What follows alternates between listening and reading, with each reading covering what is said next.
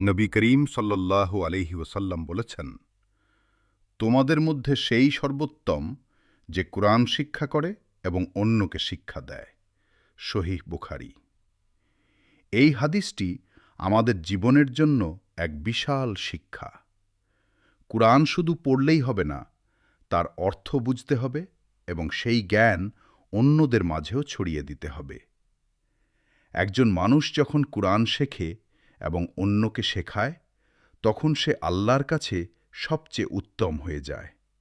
তাই আসুন আমরা সবাই কুরআন শেখার চেষ্টা করি এবং আমাদের পরিবার ও সমাজে এই জ্ঞান পৌঁছে দিই।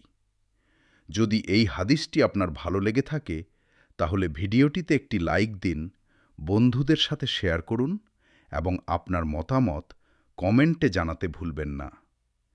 এমন আরও শিক্ষণীয় ইসলামিক ভিডিও পেতে আমাদের চ্যানেলটি সাবস্ক্রাইব করে পাশে থাকা বেল আইকনটি অন করে রাখুন।